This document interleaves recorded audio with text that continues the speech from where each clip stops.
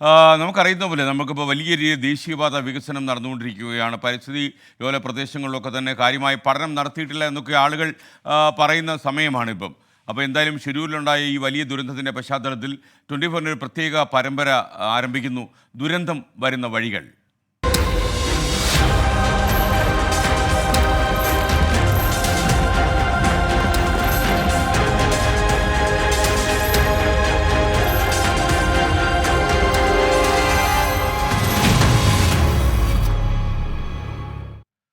മഴക്കാലം എത്തുമ്പോൾ പേടി സ്വപ്നമാകുന്ന ദേശീയപാതയുടെ ഒരു ഭാഗം ഇടുക്കി ജില്ലയിലുണ്ട്.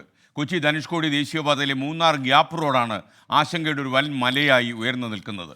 മഴക്കാലം ശക്തമായാൽ ഈ വഴി കാത്തിരിക്കുന്നത് ഗതാഗത നിരോധനവും നിയന്ത്രണവും ഒക്കെ ആയിരിക്കും. ആരെയും ആകർഷിക്കുന്ന കാഴ്ച ഭംഗികളാണ് മൂന്നാർ ഗ്യാപ്പ് റോഡിനെ പ്രശസ്തമാക്കിയത്.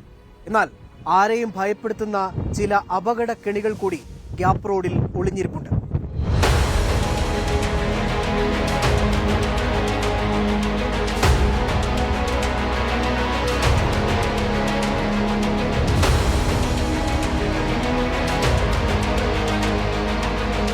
രണ്ടായിരത്തി 2017 ഗ്യാപ്പ് റോഡിന്റെ നിർമ്മാണം തുടങ്ങിയ ശേഷം ചെറുതും വലുതുമായ നിരവധി മണ്ണിടിച്ചിലാണ് ഉണ്ടായത്.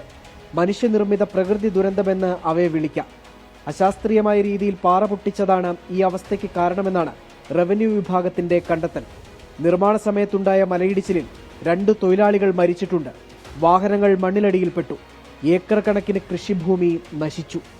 കാലവർഷം എത്തുമ്പോഴെല്ലാം ആ ഗ്യാപ്പ് റോഡ് അടച്ചിടുകയും നിയന്ത്രണം ഏർപ്പെടുത്തുകയും ചെയ്യുന്ന ഒരു സ്ഥിതിവിശേഷമാണുള്ളത്.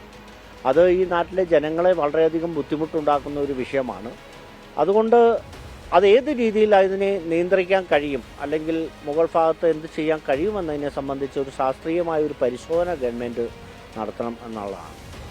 കഴിഞ്ഞ ദിവസങ്ങളിൽ പെയ്ത ശക്തമായ മഴയിൽ മൂന്നാർ ഗ്യാപ്പ് റോഡിൽ മണ്ണിടിച്ചിലുണ്ടായിരുന്നു. പിന്നീട് ആ മഴ മാറുന്നതുവരെ ഇതുവഴിയുള്ള ഗതാഗതം പൂർണ്ണമായിട്ടും നിരോധിച്ചു. എന്തുകൊണ്ടാണ് കോടിക്കണക്കിന് രൂപ മുടക്കി അന്താരാഷ്ട്ര നിലവാരത്തിൽ പണിത ഗ്യാപ്പ് റോഡിൽ എല്ലാ മഴക്കാലവും ഇങ്ങനെ ഒരു നിരോധനം ഏർപ്പെടുത്തേണ്ട അവസ്ഥ ഉണ്ടാകുന്നത്? 382 കോടി രൂപ ചെലവഴിച്ചാണ് മൂന്നാർ മുതൽ ബോഡിമെട്ട് വരെയുള്ള 42 കിലോമീറ്റർ പൂർത്തിയാക്കിയത്. അശാസ്ത്രീയമായ നിർമ്മാണമാണ് ഗ്യാപ്പ് റോഡിന്റെ വെല്ലുവിളി.